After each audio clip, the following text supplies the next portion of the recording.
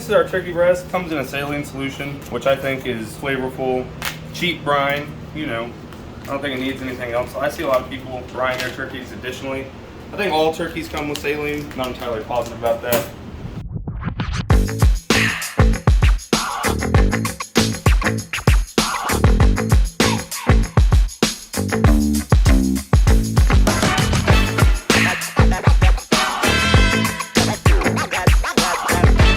Always brine them because they're worried about them getting dry, which I totally understand, but we cook our turkeys to a specific temperature. What is it? Thermodep curves. So salmonella dies at 131 degrees. Take our turkeys beyond that, but certainly under 165. We don't want grandma's dry turkey. Honeysuckle white. Yes, sir. Turkey breast. White. Okay, honeysuckle white. No idea who makes it. But these are ginormous breasts. Oh yeah. These are what? Maybe like what? 3 pounds each? Yeah, they'll probably cook to around 3.5 pounds, somewhere in there. Some of them after cook are 4 pounds. No problem with that. So I got this seasoning right here. Okay. Looks a bit like a Dalmatian-ish.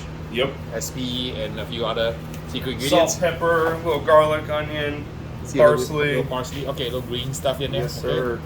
And so when I do the turkeys, I typically go for the more finer pieces, and we'll just hit the bottom with this one. I try to avoid the tail slightly, just because when I go to fold it over, you don't want like a big clump, like seasoning on this side and right there. It's too thin and it'll kind of get caked up. So you kind of want to go lighter towards the tails of your turkeys. So the turkey is going to go on right around 6, and it cooks pretty fast. So it'll come off close to 10, somewhere in there, 9:30, and it'll get happy in the warmer.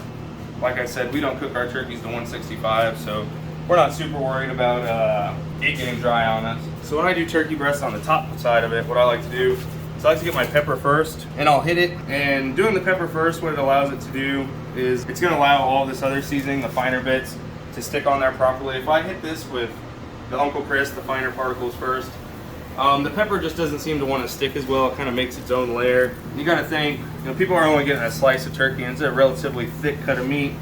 So you can go pretty generous on your seasonings. Now that I got a good amount of pepper on there, what I'm going to do is I'm going to look for some more greener parts inside of this rub, and just go over the top of it. Again, one hand wet for handling the meat, one hand dry. No cross-contamination. I can't stick my turkey hand in that whole bucket of rub and ruin the whole batch. That won't be good for anybody. Here, we'll go ahead and tuck in the tails. Now that the turkey's kind of pulled tight on itself, and any place where I touched it or I feel like it kind of pulled tight, we're gonna hit it again just a little bit. Not too heavy, but just a finite amount. And then from here, what we're gonna go ahead and do is get these turkeys on the other side of our ribs. Turkey, you can get them done really quickly. Same thing with the ribs. You kind of want to scrunch them up, make sure they have their shape. I do try to put the tail, or what I have tucked in, towards the fire, just because I feel like it kind of cements it in place. And these are all about the same size, but for any cut of meat that I feel like is smaller than the rest, I'll put it closer to the door, just because we know it's going to be cooler. Always change your gloves before you reach for that handle. If I reach and I grab a slimy handle, I will not be happy. From here, we're going to go ahead and spin our turkeys around. It's going to give us a good idea of what's going on. Like I said, you don't want to mess with the turkey when you first put it on there, because you see it's got that shape. So when we go to get slices out of it, it's going to have nice tall slices and it's going to look great. So the one that was furthest back is the furthest along. I'll just trade it for the one that's furthest behind. These ain't nowhere near done, but still rocking and rolling, right on target. So this turkey is 100% ready. I can tell by how stiff it is, and it's gonna be happy. And this one is a little bit further behind than everyone, so I'm just gonna set it here while I'm taking these other ones off, just because we know it's getting a little warmer than the rest of them. Gorgeous. And this one wasn't very far behind everyone else, but like I said, just hearing that little sizzle up on top lets me know that it's probably better than it was before I went up there. So we're happy with that. And here it is we'll just wrap these turkeys in butcher paper. No tallow, nothing like that. Just straight butcher paper. Like I said, we cook our turkeys to a specific temperature to where we don't need any of that extra stuff to keep them juicy. Thermo depth curves, y'all. Look into it.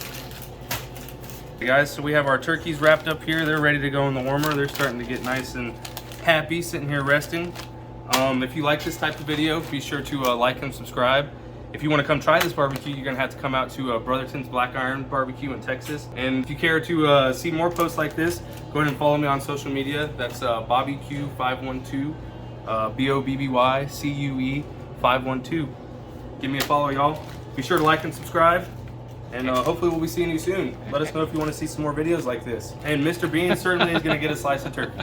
No doubt. All right, I got my one wet hand, I got my dry hand again. Super important. We'll just knock out the thighs real quick. Yeah. This is jerk right here. So you do a jerk thigh. Boneless, skinless. Boneless, skinless. And then we clean them up a little bit additionally. Just any sort of weird fat or connective tissue we may have on there, we like to knock off. I see some additional herbs in there. I see some chili flakes. Yes, sir. That's a good jerk recipe. Yes, sir. If you want to try it, you got to come to Brotherton.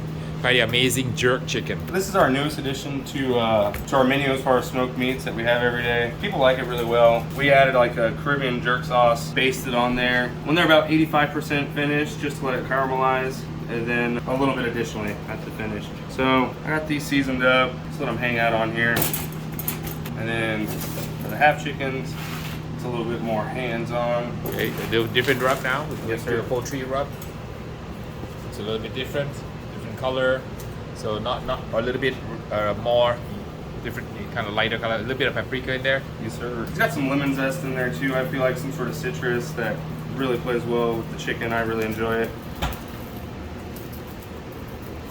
Flip them over. Now, when I go to a barbecue spot and I get half chicken, I always see people, they never season under the wing. And a lot of times they'll have almost like a tan line underneath the wing, and that just kind of tells me that they didn't take the extra minute to do what I'm about to do. So I always start under the wing, and then from here I gotta sacrifice a glove. And how I cook my chickens is I always tuck this arm behind, and what this does is this allows smoke to obviously penetrate the breast, and then it also is going to make sure that it's not cool right here in like kind of the thickest spot, because we know that this wing's going to cook regardless. When it's kind of off to the side like this, it kind of smokes separately, and you can really focus on your breast, which, you know, is the meatiest, most important part of the chicken. And also, you know, one of your earmarks for a well-cooked piece of chicken is how juicy the breast is. So we had our chicken dry brining for a few hours. We got those done a little bit after 5. So what I typically do is fold them like this. It just looks better when you fold them. So I'll get these close to the fire, not too close.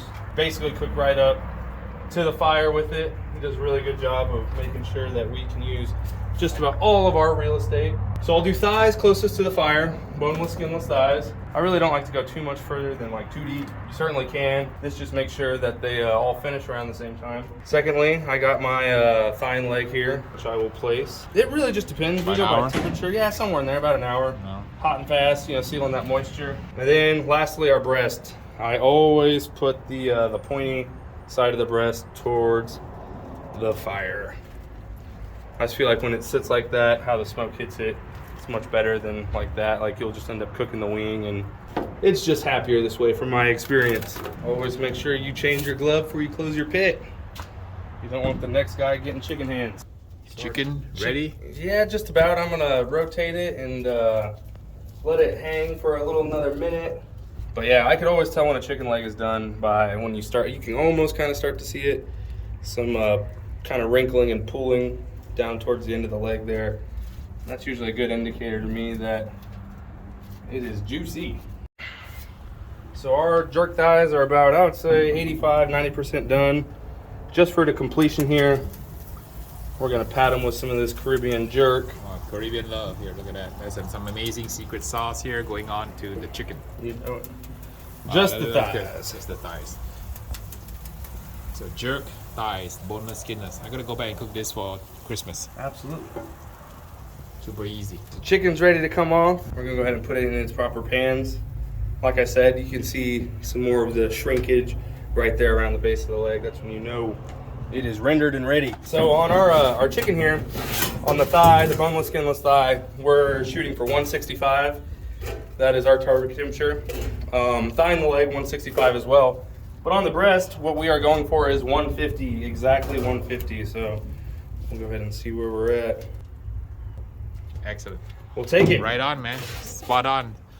So folks, when you do this at home, you need to make sure you get to the right temperature. 150. Pitmaster Bobby said it was 150 on the breast and around 160, 170 on the thigh. So Yes, those sir. are the temperatures you want to keep your food safe at home.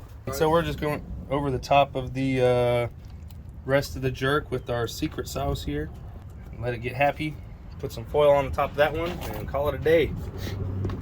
Alrighty guys, so we have our smoked chicken here and our jerk chicken thighs. They're ready for service.